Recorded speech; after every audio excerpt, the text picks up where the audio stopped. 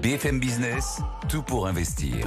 Lorraine Goumeau. Tout pour investir en crypto ou tout pour comprendre ce qui se passe dans cet univers si vous êtes simplement investisseur ou en tout cas observateur passif, on va dire. Alexis Boglin est avec nous. Bonjour Alexis.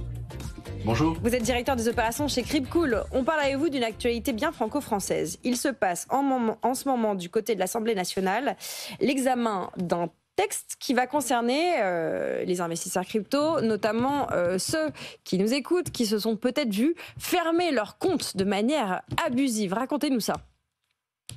Tout à fait. Alors en fait, c'est un projet de loi qui vise à lutter contre les fermetures abusives de comptes bancaires.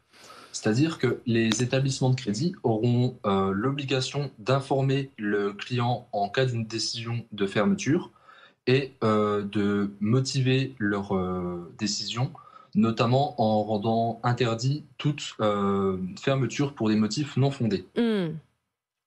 Et ça, c'est en train d'être examiné. Qu'est-ce qui a pu mettre ce texte sur le bureau de nos députés? Qu'est-ce qui motive, dans le contexte actuel, que ce texte de loi soit discuté?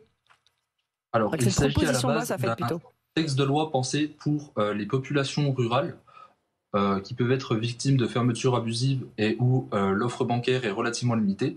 Mais par effet ricochet, ça va concerner aussi les investisseurs crypto qui ont souvent été victimes de fermetures abusives pour le simple fait de faire des virements depuis ouvert une plateforme crypto.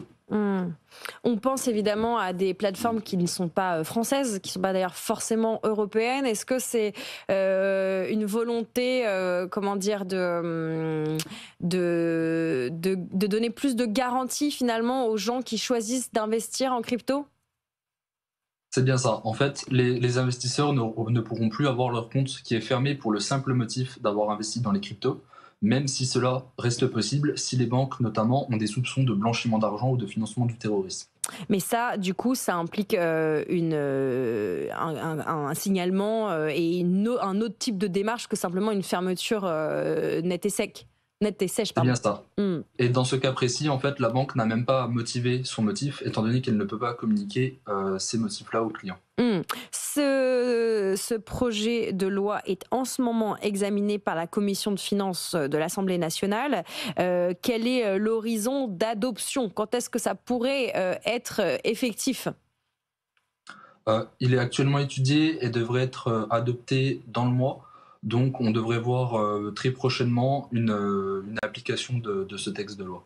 Intéressant. Merci beaucoup Alexis Boglin pour cette dose juridique et crypto qui concerne évidemment ceux et celles qui investissent en crypto-monnaie. Entre autres, on a compris que ça concerne aussi historiquement ou à la base aussi d'autres profils d'épargnants et d'investisseurs, notamment vous nous avez dit en milieu ruraux.